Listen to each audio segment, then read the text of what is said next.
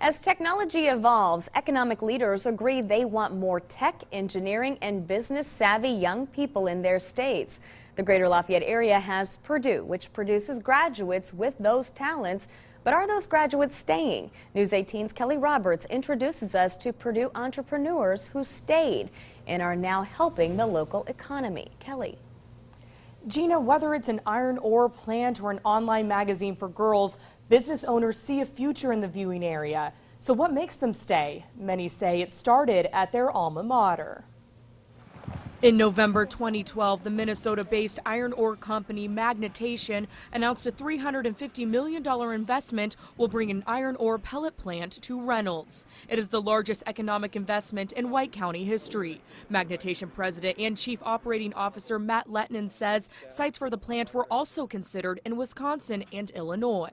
In the back of my mind, I was always hoping that the numbers and the facts would work out, that this would be the prudent business decision for us to come here because having gone to Purdue, I still have fond memories. Although Reynolds' close proximity to Purdue University was not the deciding factor, its access to railroads and natural gas and power infrastructure were the real reasons. Lettinen admits he was more familiar with the area because he spent 4 years in West Lafayette. Indiana Economic Development Corporation President Eric Doden says more college graduates are staying in the state, bringing with them business ideas. We're the second in the country for the kind of talent that we bring into those universities. So the kind of talent that comes here is the kind of talent that is focused on business development and specifically starting businesses.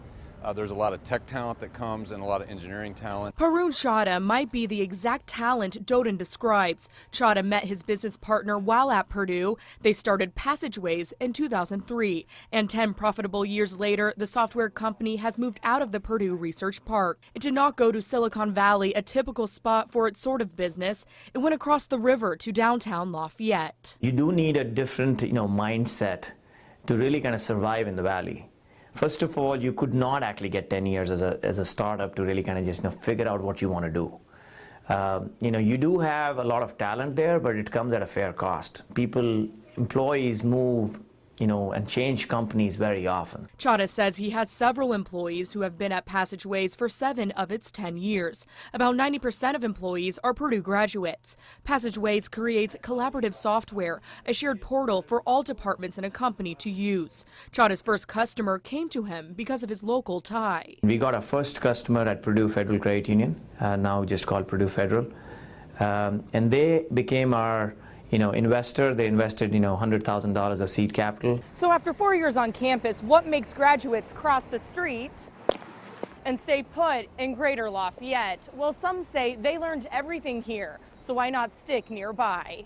I definitely think when I first, started going to Purdue, I would take a more traditional route and graduate and get a job and move to a big city. I always thought I'd be in New York or Chicago, but it's been really exciting and so nice, and Purdue has been an incredible resource. Molly Longest and her business partner graduated in May. In college, they ran Purdue La La, an online magazine with student writers.